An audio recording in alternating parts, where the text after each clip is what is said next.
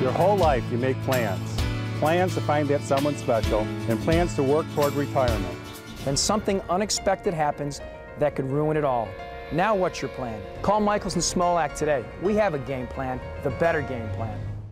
It's taken a national case to expose what has been happening for the last 2 years.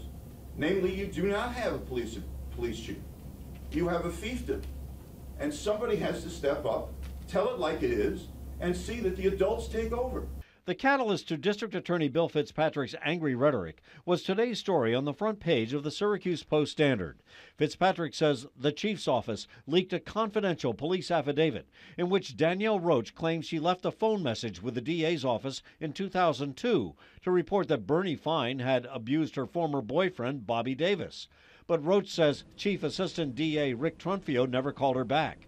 The DA blames Chief Frank Fowler and Deputy Chief Sean Broughton of leaking the affidavit in hopes of diverting attention away from the way he says police mishandled the investigation in 2002 when Bobby Davis first contacted them. Now I have a chief that's intentionally trying to sabotage an investigation, a chief that is preventing the finding out of whether an innocent man has had his reputation besmirched or whether a person has been victimized in the most vile and disgusting manner. The DA says police have not cooperated with his grand jury investigation into the allegations against Bernie Fine.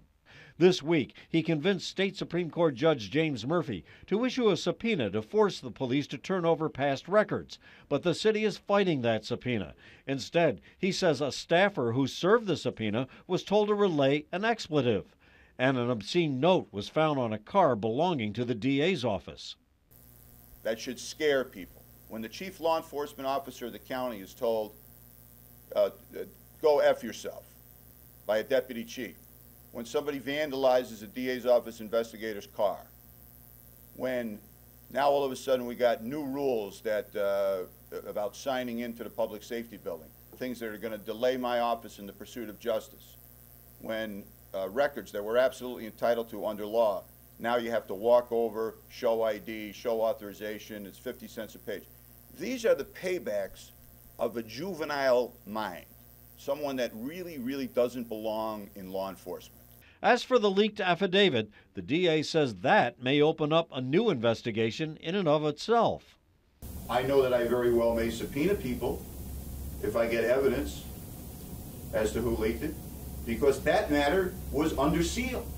That matter was the subject of a grand jury subpoena. It is an felony to leak material, secret material, from a grand jury. Fitzpatrick told reporters only 2 people would be responsible for leaking a witness affidavit to the Post-Standard, Chief Frank Fowler or Deputy Chief Sean Broughton.